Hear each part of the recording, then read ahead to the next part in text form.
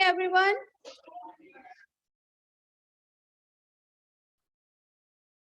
आप लोगों के में क्या करवाया जा रहा था क्लास में?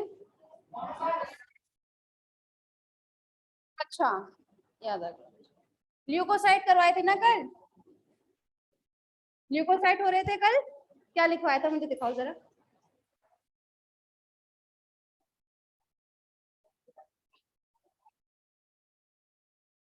लिम्फोसाइट हो गए थे। प्लेटलेट तो समझा दी थी, लिखवाई नहीं थी मैंने कुछ, है ना? हेडिंग लिखी है प्लेटलेट, प्लेटलेट्स।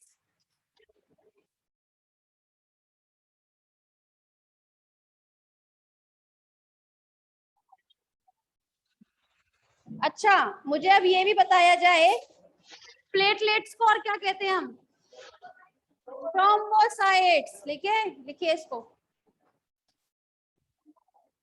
प्लेटलेट्स ब्रैकेट में लिखिएगा थ्रोम्बोसाइट्स, ब्रैकेट क्लोज। ठीक, इसमें लिखिएगा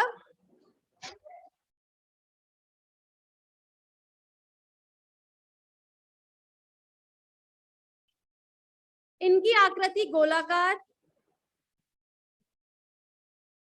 अंडाकार,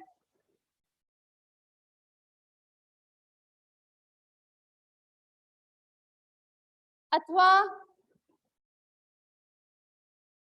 शलाका, मतलब रॉड, रॉड लाइक स्ट्रक्चर होता है। ठीक है। शलाका समान होती है। नेक्स्ट लाइन में लिखिएगा व्यास 2 से 3 म्यू, 2 से 3 म्यू, और ब्रैकेट में लिख लीजिएगा सबसे छोटी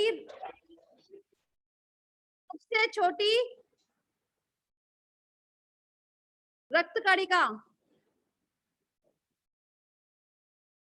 नेक्स्ट लाइन में लिखिएगा जीवन काल 2 से 3 दिन।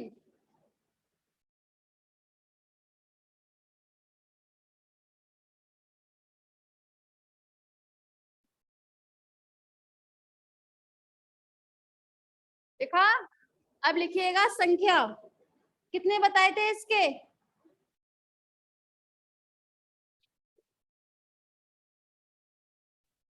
3 × 10⁵ पर मिलीमीटर क्यूब। 3 × 10⁵ पर मिलीमीटर क्यूब। पर मिलीमीटर तो लिख सकते हो ना, पर मिलीमीटर क्यूब। नेक्स्ट लाइन में लिखिएगा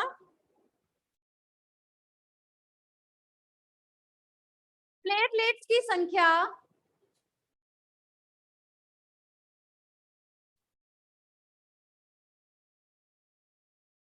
होने पर, ठीक है, क्या होगा अगर प्लेटलेट्स की संख्या जो है वो उसकी नॉर्मल वैल्यू से कम हो जाएगी? तो यहाँ जो हमें डिसीज देखने के लिए मिलती है दैट इज अ थ्रोम्बोसाइटोपीनिया।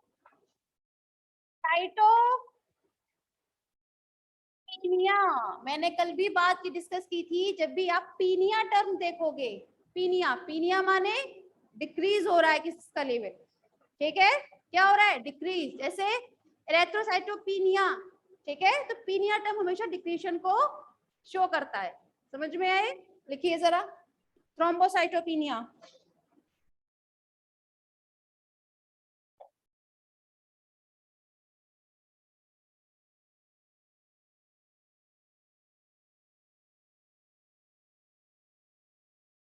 फिर लिखिएगा कार्य,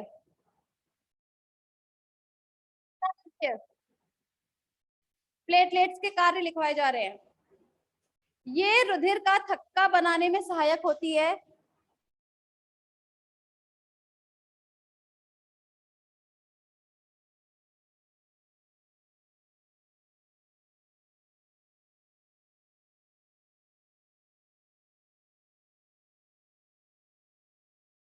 ये नेक्स्ट लाइन पर, ये थ्रोम्बस बनने की क्रिया को, ये थ्रोम्बस बनने की क्रिया को उत्तेजित करती है।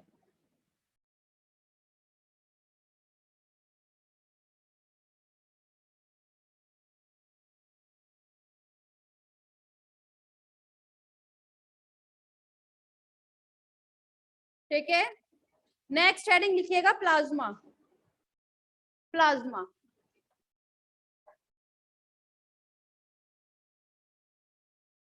क्लास, मैंने जब ये टॉपिक स्टार्ट किया था उस वक्त आप लोगों को एक बात बताई थी कि हमारे ब्लड में, रक्त में दो कंपोनेंट प्रेजेंट रहते हैं। एक होता है ब्लड सेल्स, ठीक है ना, ब्लड कॉर्पल्सेस, और दूसरा था ब्लड प्लाज्मा, बताया था।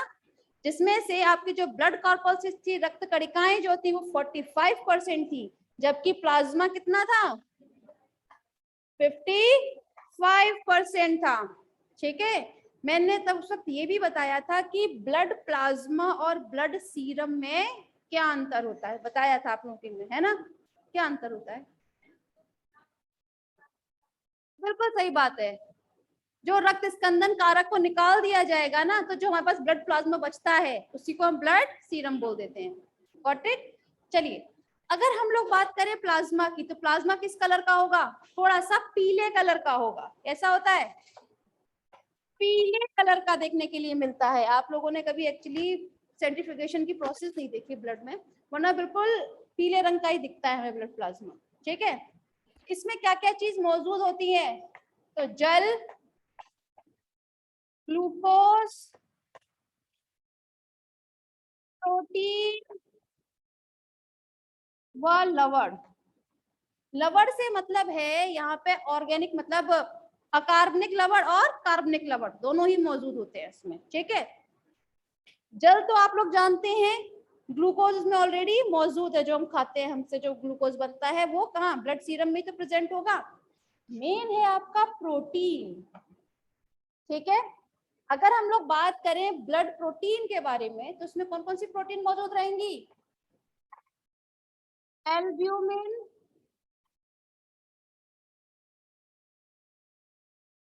हिंदी में इंग्लिश में लिखना आप लोग, एल्ब्यूमिन, ग्लोब्यूलिन, फाइब्रिनोजन एंड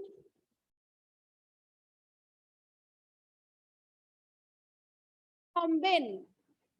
ठीक है, आदि। आदि से मतलब है आपके जितने भी ब्लड क्लॉटिंग फैक्टर होंगे वो आपके प्लाज्मा में, तो आप एक दो और जोड़ सकते हो, बट बेसिकली जो मेन है वो यही होते हैं। ठीक है, अब हम बात करें अगर एल्ब्यूमिन की, तो एल्ब्यूमिन का हमारे रक्त प्लाज्मा में क्या इंपॉर्टेंट रोल होता है, तो ये हमारे रक्त में ऑस्मोटिक प्रेशर बना के रखती है।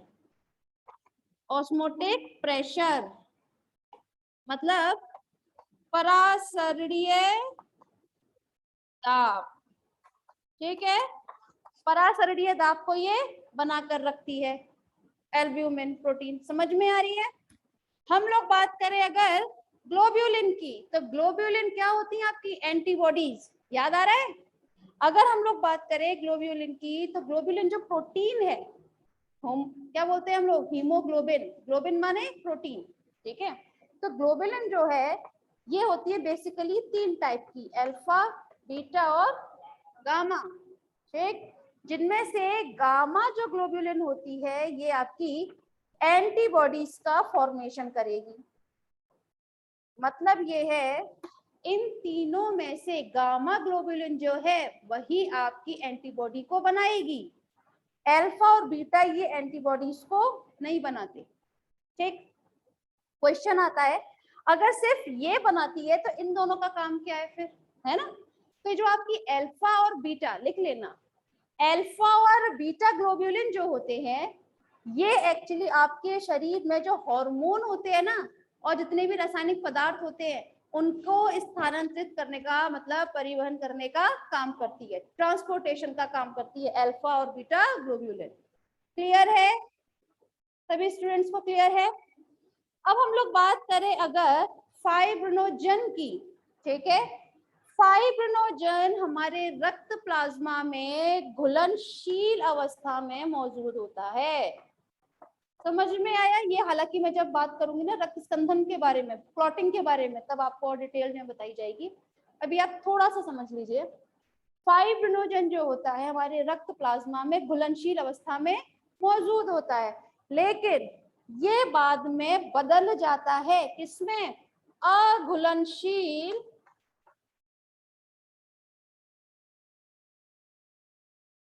अघुलनशील फाइब्रिन में। ठीक है, इसीलिए तो जब हमारा थक्का जमता है ना, वो कैसा होता है? अघुलनशील होता है, ना घुलना जाएगा वो उसी में। एम आई राइट? कैसा होता है वो? अघुलनशील। तो यहाँ पर जो अघुलनशील पदार्थ होता है that is the fibrin. Clear है ये बात? तीन चीजें क्लियर हो रही हैं? गुड। नेक्स्ट बात करें अगर हम प्रोथ्रोम्बिन के बारे में, तो प्रोथ्रोम्बिन जो होता है ये भी आपका रक्त स्कंदन कारक होता है। ठीक है, ब्लड क्लॉटिंग में ये भी मदद करता है। बट क्वेश्चन आता है ये होता क्या है? तो ये थ्रोम्बिन का इनएक्टिव, इनएक्टिव माने अक्रिय या निष्क्रिय अवस्था होती है। समझ में आई?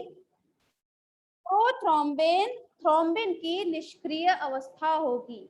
ठीक है, मतलब पहले हम प्रोथ्रोम्बिन को किसमें कन्वर्ट करेंगे? थ्रोम्बिन में, तभी तो सक्रिय होगा, तभी तो हमारा फिर क्या बनेगा? ब्लड क्लॉट होगा। समझ में आ रही है? तो हमारे ब्लड प्लाज्मा में मेनली ये 4 प्रोटीन पाई जाती है। कोई दिक्कत? क्लियर है? चलिए तो फटाफट से लिख ले। देखिए इसमें मैंने लवण भी बताए ना आपको। लवण कौन से होते हैं आपके? एक होते हैं अकार्बनिक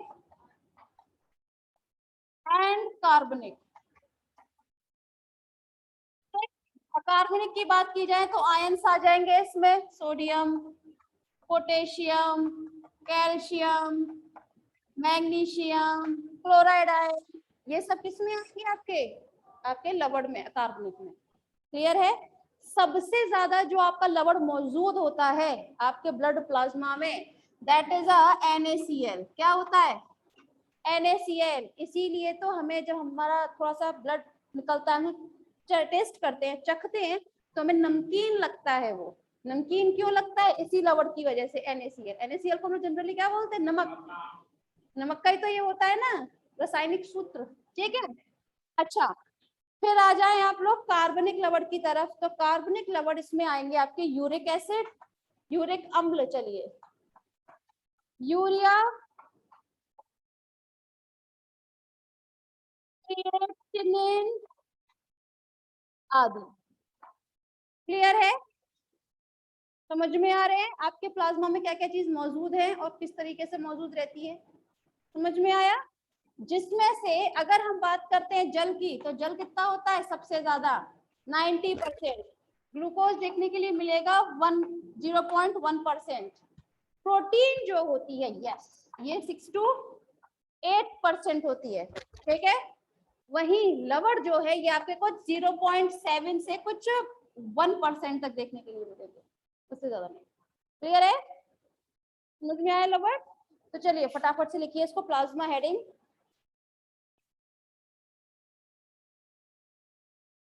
लिखवा रही हूँ इसको मैं, अब मत लिखो। लिखो प्लाज्मा, डैश करके लिखिएगा। यह रक्त का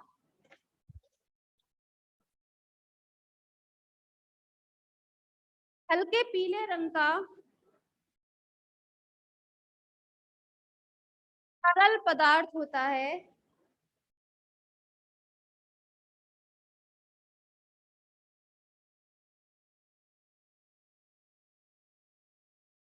रक्त का लगभग 55% बनाता है।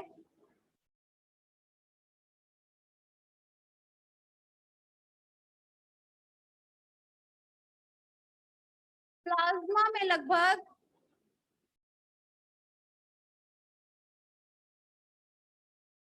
प्लाज्मा में लगभग 90% जल, 6 से 8% प्रोटीन,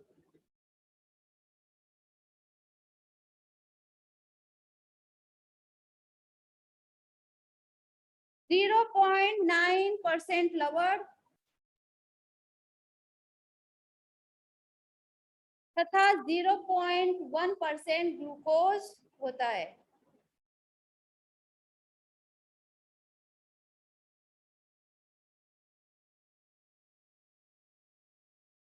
इसमें फर्स्ट हेडिंग लिखिएगा कार्बनिक घटक।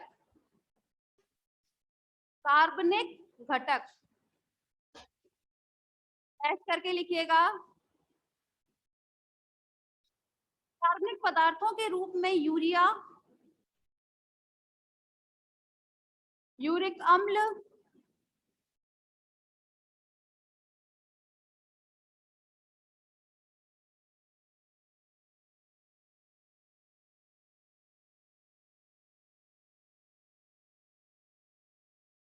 क्रिएटिनिन, क्रिएटिनिन,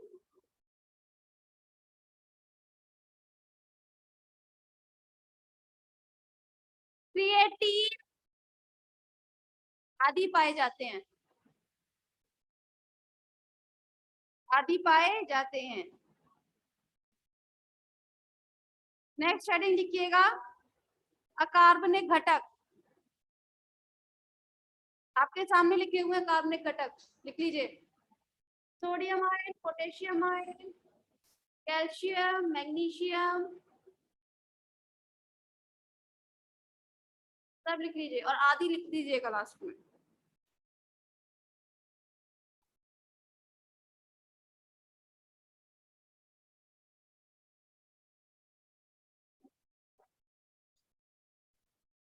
लिख लिया?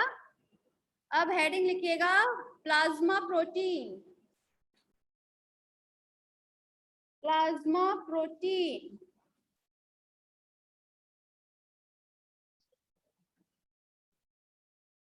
इसमें डैश करके लिखिएगा प्लाज्मा में 200 से 300 ग्राम प्रोटीन पाई जाती है। जितना भी हमारे अंदर ब्लड है ना, उसमें कम से कम 200 से 300 ग्राम प्रोटीन होगी। ठीक है?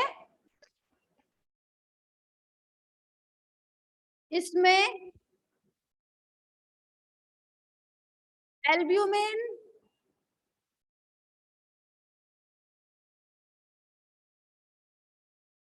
ग्लोब्यूलिन,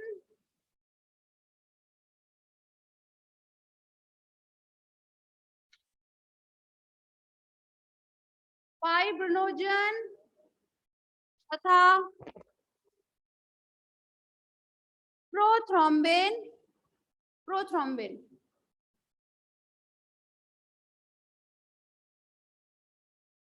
होते हैं। आदि लिख लिया ना बाद में, आदि। इसमें फर्स्ट लिखिएगा एल्ब्यूमिन, एल्ब्यूमिन और डैश करके लिखिए एल्ब्यूमिन का मेन काम क्या होगा। एल्ब्यूमिन का मुख्य कार्य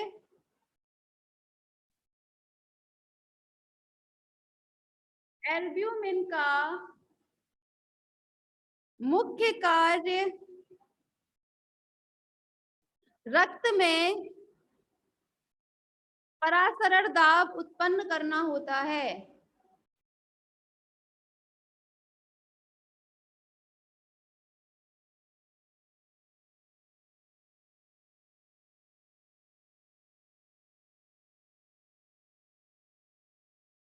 समझ में आई?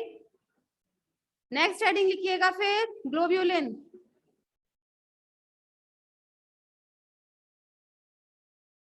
डैश करके लिखिएगा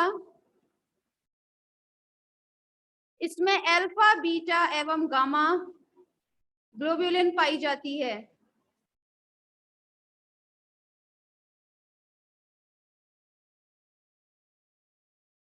इनमें से गामा ग्लोब्यूलिन, इनमें से गामा ग्लोब्यूलिन एंटीबॉडी यानी कि प्रतिरक्षियों का निर्माण करती है। इनमें से गामा ग्लोब्यूलिन प्रतिरक्षियों का निर्माण करती हैं। जबकि अल्फा व बीटा ग्लोब्यूलिन अल्फा व बीटा ग्लोब्यूलिन हार्मोन तथा रासायनिक पदार्थों का स्थानांतरण का कार्य करती हैं, स्थानांतरण का कार्य करती हैं।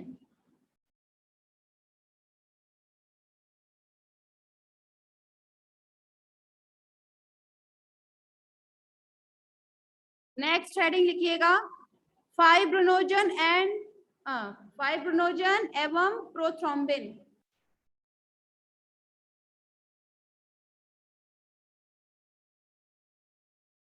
फाइब्रिनोजन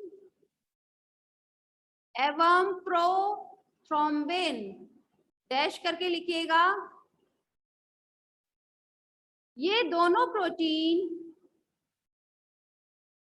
रक्त स्कंधक कारक होती हैं,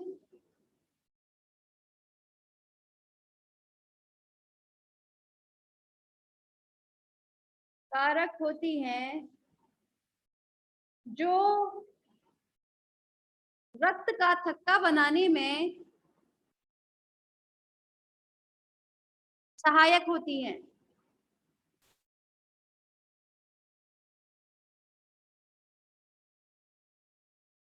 हो गया, गुड। अब लिखिएगा हेडिंग प्लाज्मा प्रोटीन के कार्य। प्लाज्मा प्रोटीन के कार्य।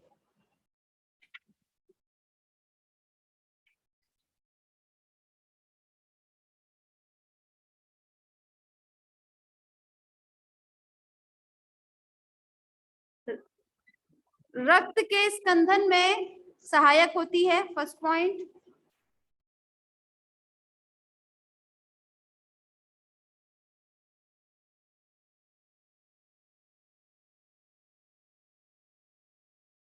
Second point, gamma globulin antibodies का निर्माण करती है। गामा ग्लोब्यूलिन प्रतिरक्षी यानी कि एंटीबॉडीज का निर्माण करती है।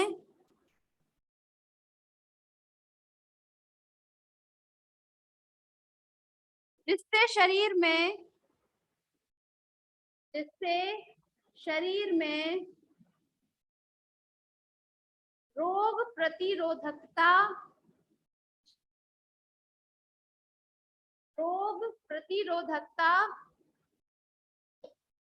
उत्पन्न होती है।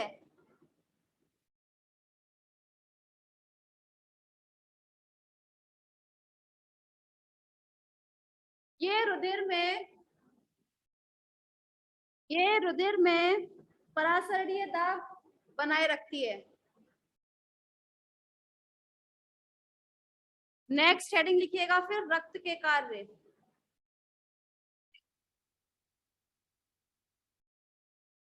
भाई ब्लड के क्या क्या काम होते हैं, कौन बताएगा मुझे? रक्त के कार्य क्या क्या होते हैं? आपके शरीर में रक्त है तो कुछ तो काम कर रहा हो कि फालतू पहले बैठा है वो? क्या काम करता है वो? ठीक है, हॉर्मोन्स हुए, आपके जो रासायनिक पदार्थ होते हैं उनको स्थानांतरण करने का काम करता है। आपके शरीर में जितनी भी गैसेस होती हैं उनको एक्सचेंज करने का काम करता है, ट्रांसपोर्टेशन का काम करता है। जानते हैं ना? लिखिए जरा फर्स्ट पॉइंट, गैसीय परिवहन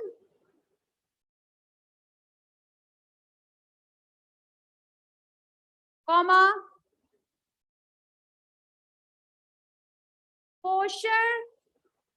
पोषक पदार्थों का वहन कॉमा उत्सर्जी पदार्थों का वहन तथा अन्य पदार्थों का अन्य पदार्थों का परिवहन का कार्य करती है। नेक्स्ट पॉइंट, रोगों से रक्षा।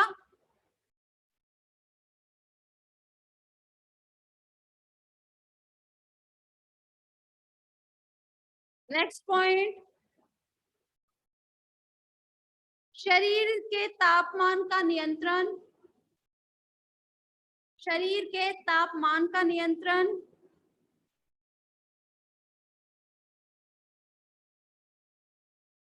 आयनों की मात्रा का, आयन्स होते हैं ना वो आयन, आयनों की मात्रा का नियमन करती है।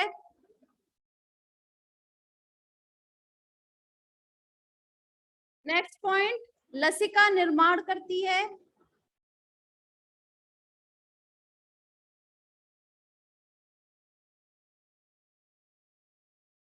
रक्त के स्कंदन का कार्य करती है आदि।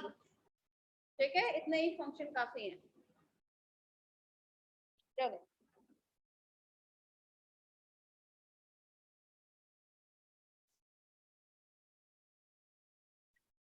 लिया सभी ने?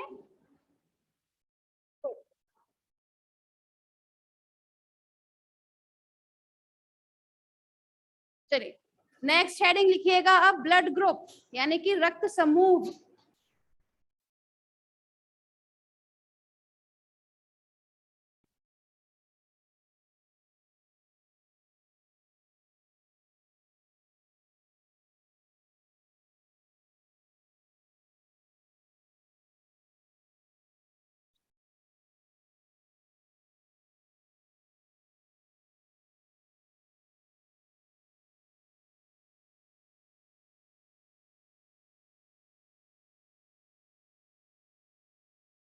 ओके क्लास, मुझे ये बताएं ब्लड ग्रुप इसकी खोज क्यों हुई थी?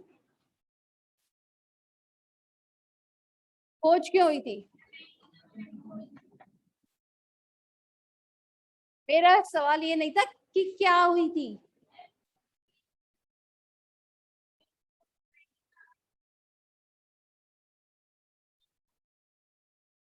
बिल्कुल, पहले क्या होता था, 1900 से पहले, 1900 से पहले जब भी कभी किसी एक इंसान को दूसरे इंसान का रक्त दिया जाता था ना, ब्लड ट्रांसफर जब किया जाता था, तो कुछ इंसान तो एकदम ठीक हो जाते थे, लेकिन कुछ इंसानों की डेथ हो जाया करती थी। तो जो साइंटिस्ट थे वो थोड़ा इस चीज को लेकर बहुत चिंता में रहते थे कि ऐसा होता क्यों है कि कुछ लोग तो एकदम ठीक हो जाते हैं लेकिन कुछ लोगों की डेथ हो जाती है उसमें। ठीक है, तो डेथ का कारण नहीं समझ पा रहे थे, इसीलिए सन 1900 में एक साइंटिस्ट थे जिन्होंने रक्त समूह की खोज की थी।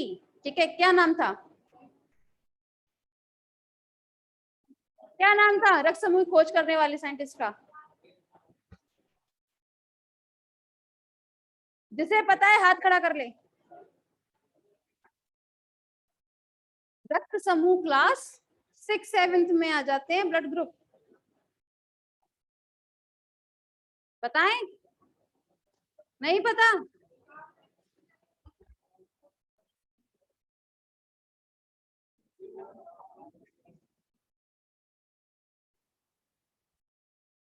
Karl Landsteiner. ठीक है, बस। हाँ पता है, कितना बताने वाले थे। अच्छा बस, कार्ल एंड स्टीनर जो थे, उन्होंने जो रक्त समूह की खोज की थी वो कौन कौन से थे? ए बी और ए बी, इनकी खोज की थी। ठीक है, अब इनकी खोज के 2 साल के बाद में, मतलब सन 1902 में एक साइंटिस्ट और हुए थे जिनका नाम था डी कॉस्टेलो व स्टर्ली। ठीक है, डी कॉस्टेलो एंड स्टर्ली, उन्होंने ब्लड ग्रुप ओ की खोज की थी। समझ में आया? ये कभी कभी ऑप्शन में आ सकता है कि ब्लड ग्रुप ओ की खोज किसने की थी, तो आपको पता होना चाहिए स्टर्ली एंड डी कॉस्टेलो ने की थी। सन 1902 में। समझ में आया? ठीक है। हम लोग जानते हैं जो रक्त समूह होते हैं वो कितने प्रकार के होते हैं, बताएं जरा।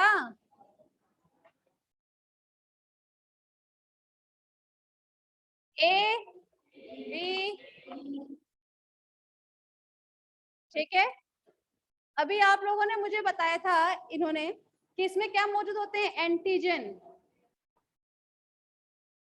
मतलब प्रतिजन, साथ में होती है एंटीबॉडी मतलब प्रतिरक्षी, ठीक है।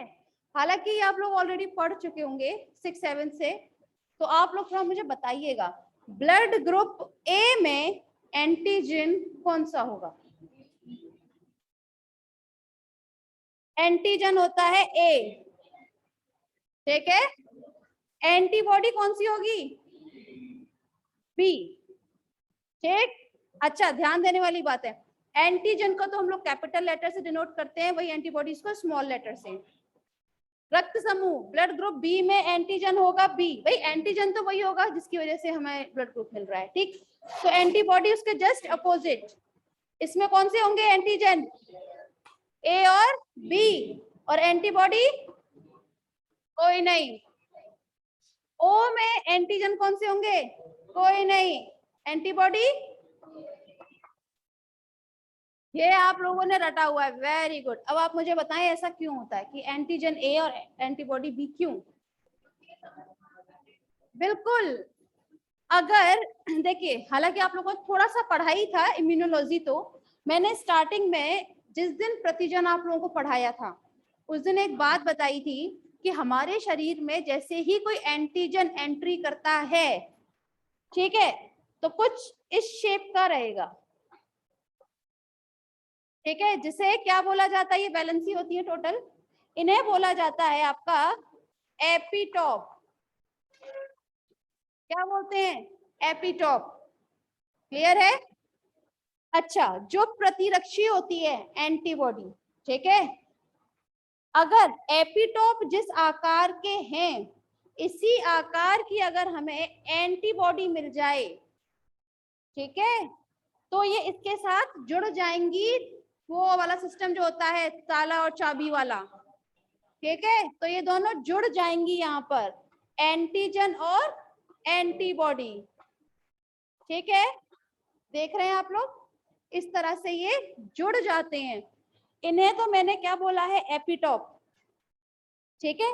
वहीं ये वाली जो जगह होती है इसे बोला जाता है पैराटॉप। क्या बोलते हैं? पैराटॉप। ये आप इम्यूनोलॉजी में दोबारा पढ़ेंगे, ठीक है। तो अब क्लास ध्यान दीजिएगा, अगर मैंने एंटीजन ए है, ठीक, इस पर मैंने एंटीबॉडी ए लगा दी अगर, तो क्या हो जाएगा? समूहन की प्रक्रिया हो जाएगी कि नहीं होगी? ठीक है। अब इसीलिए समूहन की प्रक्रिया ना हो, इसीलिए हमारे शरीर में जो एंटीजन मौजूद होता है उसके विपरीत एंटीबॉडी मौजूद होती है, ठीक है, जिससे समूहन की प्रक्रिया ना हो, ठीक। एक खास बात और समझिएगा, ये जो आपके एंटीजन होते हैं, ठीक है, इसे हम एक टर्म और देते हैं, दैट इज अ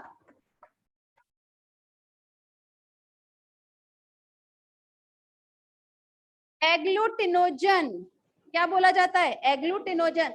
इसे हिंदी में भी एग्लूटिनोजन ही बोलते हैं, ठीक है। दूसरी बात, अगर हम बात करें एंटीबॉडीज की तो इन्हें बोला जाता है एग्लूटिनिन, ठीक है, एग्लूटिनिन। इसीलिए एग्लूटिनोजन और एग्लूटिनिन मतलब एंटीजन एंटीबॉडी अगर मिल जाती हैं तो वहां क्या हो जाएगा? एंटीजन एंटीबॉडी अभिक्रियाएं होना स्टार्ट हो जाएंगी, होंगी कि नहीं? और अभिक्रिया कौन सी होती है आपकी? समूहन, जिसे हम इंग्लिश में बोलते हैं एग्लूटिनोजन की, क्या बोलते हैं? एग्लूटिनेशन। क्या बोला जाता है अभिक्रिया? एग्लूटिनेशन। तो एग्लूटिनेशन वर्ड कहाँ से आया है? इन्हीं वर्ड से आया है। समझ में आ रही है बात? ठीक है, ये समझ में आए एंटीजन एंटीबॉडी, कोई परेशानी नहीं। लिखवा दिया जाएगा, चिंता ना करें आप, पहले समझ लें। अच्छा, अब एक बात बताइएगा, आप जानते हैं सार्वत्रिक दाता और सार्वत्रिक ग्राही, हाँ तो ये तो हेडिंग तो मैंने लिख दी, मुझे बताएं दाता कौन सा होता है? यूनिवर्सल डोनर ओ, और सार्वत्रिक ग्राही ए बी।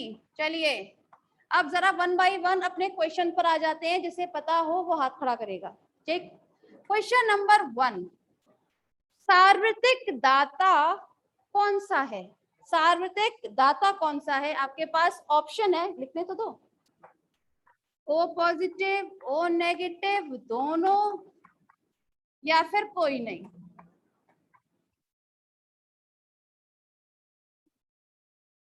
कौन सा होता है? O negative. चलिए, और भी कोई बताना चाहेगा इसमें? बताएं कि सभी लोग ओ नेगेटिव के साथ जाना चाहेंगे? O positive. कितने स्टूडेंट्स हाथ खड़ा करें जरा, मैं भी देखूं उनकी शक्लें। वेरी नाइस, ठीक है, हाथ नीचे कर लें आप। अब जितने स्टूडेंट्स ने ओ नेगेटिव कहा था वो अपनी बात को सिद्ध करें जरा।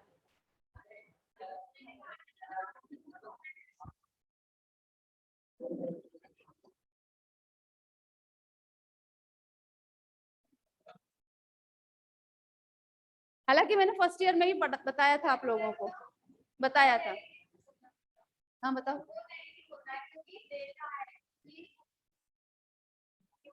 नहीं नहीं, तो नेगेटिव क्यों, पॉजिटिव क्यों नहीं? पॉजिटिव क्यों नहीं? अच्छा, दोनों ने इसलिए नेगेटिव दे दिया, जबकि कहते हैं देने से तो बढ़ती है चीजें, तो पॉजिटिव होना चाहिए।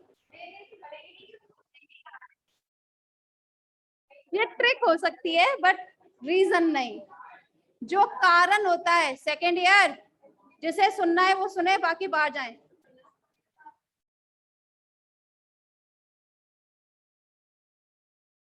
तुम लोगों के चक्कर में सब गड़बड़ हो जाती है फिर। आरएच कारक देखें आप, आरएच कारक जो है, तो ब्लड ग्रुप की तो खोज समझ में आई होगी, कार्ल लैंड स्टीनर ने और डिकॉस्टल एंड स्टर्ली ने की थी।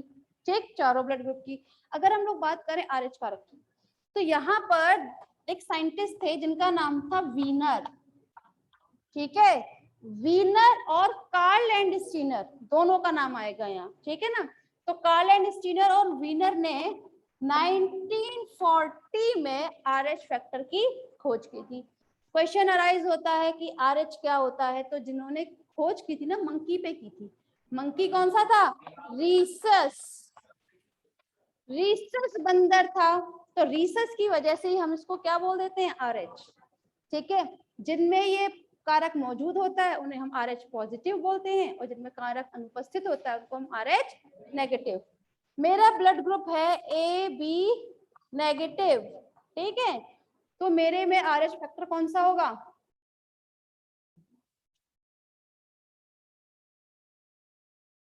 मेरा ब्लड ग्रुप है ए बी नेगेटिव, तो मेरे अंदर कौन सा आरएच फैक्टर मौजूद होगा? सुनाइए जोर से क्लास। आप लोग जो ब्लड ग्रुप बोलते हो ना, मेरा है A B positive, O positive, A positive, B positive, whatever. तो पॉजिटिव टर्म जो है उसका मतलब है आर एच पॉजिटिव। समझ में आया? मैंने बोला आर ए बी नेगेटिव, तो मतलब मेरे अंदर कोई भी आर एच नहीं है, तो इसीलिए मैं क्या हो गई? आर एच नेगेटिव पर्सन हो गई। Got it? समझ में आया?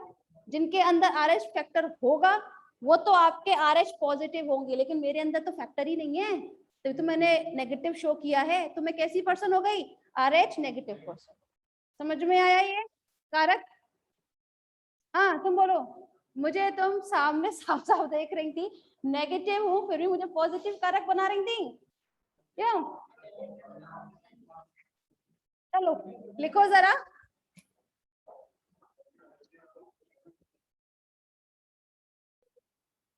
ठीक है, जरा ब्रश में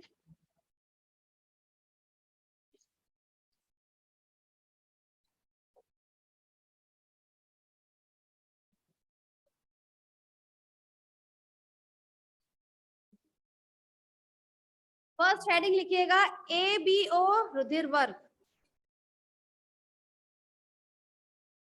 ABO रुधिर वर्ग, ठीक है। ब्लड ग्रुप में आपको इन्हीं के बारे में पता करना है, ग्रुप के बारे में लिखिए।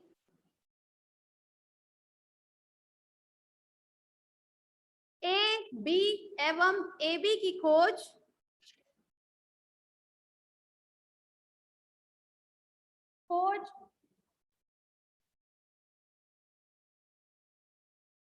कार्ल एंड स्टीनर ने की थी।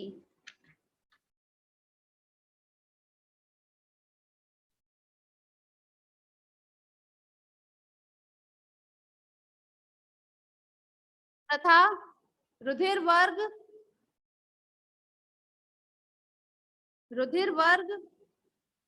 O की खोज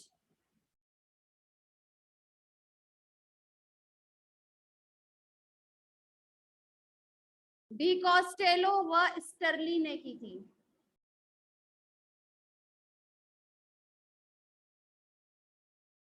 डी कॉस्टेलो व स्टर्ली ने की थी, ठीक है। अब जरा एक टेबल बनाएं आप। एक तरफ लिखिएगा रुधिर वर्ग, नेक्स्ट में प्रतिजन मतलब एंटीजन, और थर्ड में एंटीबॉडी प्रतिरक्षी, जो पहले बनवाई थी ना मैंने, ठीक है। ब्लड ग्रुप के नीचे लिखिएगा A, B, AB व O, ठीक। अब चले लिखें जरा एंटीजन और एंटीबॉडी अपने आप, मैं चेक करने आ रही हूँ।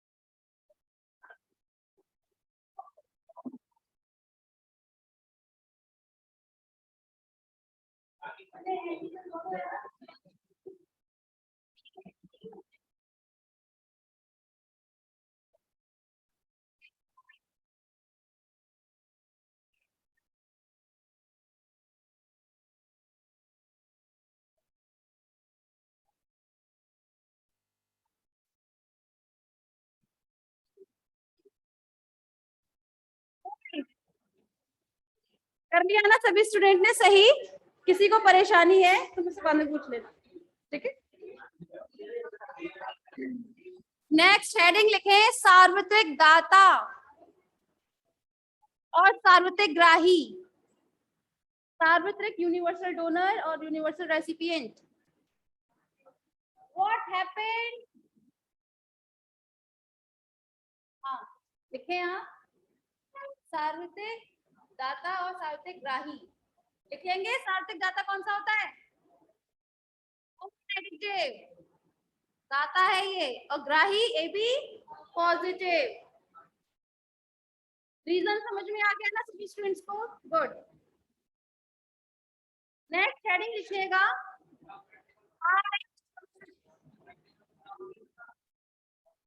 बेटा जी. जहां तक मुझे पता है ये फर्स्ट ईयर का है.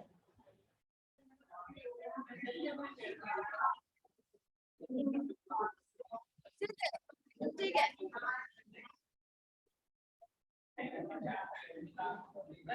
पहले पढ़ तो लो, प्रैक्टिकल भी करवा देंगे हम. ठीक है. देखिए RH कारक, RH कारक सन 1940 में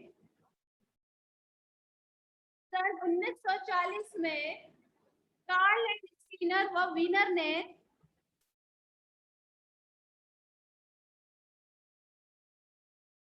रीसस बंदर,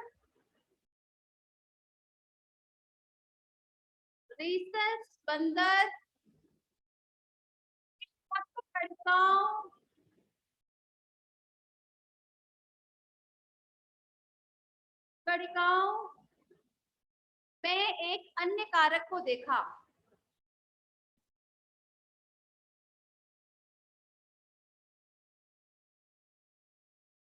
जिसे RH कारक कहा गया. इधर RH कारक या कहा जाता है, ऐसे लिखिएगा. इसे RH कारक कहा जाता है.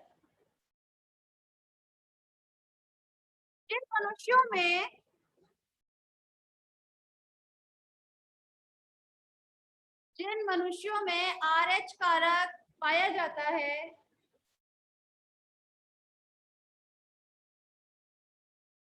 RH कारक पाया जाता है, उन्हें RH पॉजिटिव कहा जाता है.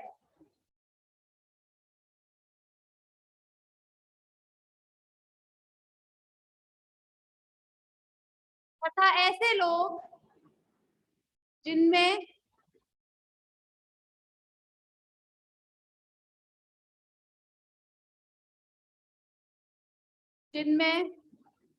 RH कारक अनुपस्थित होता है, उन्हें RH नेगेटिव कहते हैं.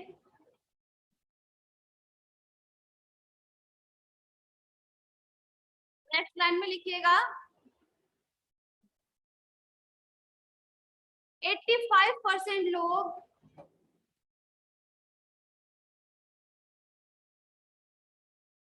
RH पॉजिटिव है, जबकि शेष 15% RH नेगेटिव. 15% RH negative. ठीक है. ये जो आंकड़ा बताया जा रहा है ना आप लोगों को, ये विश्व स्तर पर है. ठीक है ना, पूरे वर्ल्ड वाइड है. ठीक है, पूरी दुनिया में 85% तो RH पॉजिटिव है, बाकी 15% जो है वो RH नेगेटिव. क्लियर?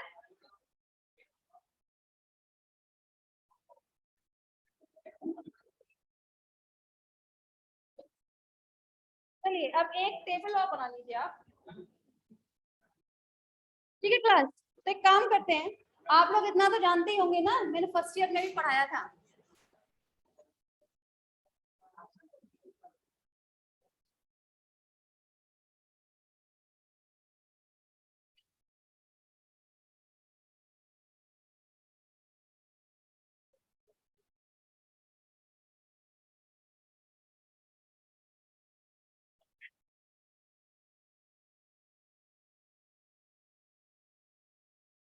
मेरे साथ लिखते जाइएगा.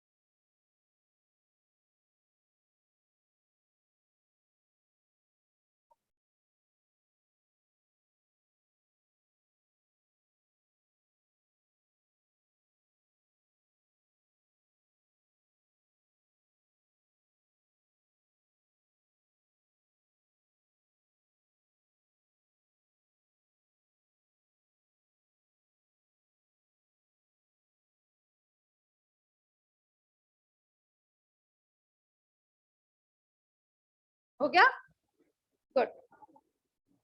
अच्छा, क्या होगा अगर RH पॉजिटिव लड़के की शादी RH पॉजिटिव लड़की से की जाए, तो होने वाली संतान जो है वो कैसी होगी? RH पॉजिटिव और होगी सामान्य। एक्चुअली मेरा मोटिव है यहाँ सामान्य बताना, ठीक है। अगर RH नेगेटिव लड़के की शादी पॉजिटिव से कर दी जाए, मतलब नेगेटिव से ही की जाए, सॉरी, ठीक है, तो होने वाली संतान कैसी होगी? RH नेगेटिव मतलब सामान्य। वही अगर हम लोग बात करें तो RH नेगेटिव लड़का है और उसकी शादी RH पॉजिटिव लड़की से की जाती है, तो होने वाली संतान यहाँ पर भी आपकी सामान्य होगी, ठीक है, क्योंकि हमें बात करनी है इसके बारे में। अगर RH पॉजिटिव आपका लड़का है, ठीक, और लड़की कैसी है? RH नेगेटिव, तब होने वाली संतान जो होगी वो जो उनकी फर्स्ट चाइल्ड होगा, पहली संतान जो होगी वो तो सामान्य होगी, एकदम परफेक्टली ऑलराइट होगी, वो उसका जन्म बहुत अच्छे से हो जाएगा। लेकिन जैसे ही सेकंड चाइल्ड की बारी आती है, ठीक है, तो सेकंड चाइल्ड के बहुत कम चांसेस है कि वो जीवित रह जाए, हार्डली 4% है कि जीवित रह जाए, और अगर रह भी जाता है तो कैसा होगा? असामान्य होगा। क्लियर? दूसरी खास बात, पहली बात तो ये कि इस केसेस में सेकंड चाइल्ड जो है वो बचता ही नहीं है। मैंने कहा ना बहुत कम चांसेस है कि जीवित रह जाए, आजकल की टेक्नोलॉजी है कि तो हो भी सकता है, बट 4% तक ही है। तो यहाँ पर हम एक बीमारी का नाम लेते हैं। वो बीमारी कब होगी? जब लड़का पॉजिटिव है लेकिन लड़की नेगेटिव है, तो उस बीमारी को क्या नाम देते हैं हम? Erythroblastosis fetalis. ये हमने फर्स्ट ईयर में डिस्कस किया था, याद आ रहा है? तो फर्स्ट ईयर की कॉपी उठाइएगा, मुझे कल इसका कारण जानना है कि सेकंड चाइल्ड जो होता है वो एबनॉर्मल क्यों होता है। कल इस चीज का आंसर हम देखेंगे कल, और कल के लिए फिर आप लोगों को आना पड़ेगा, कल आइएगा। आज के लिए बस इतना ही।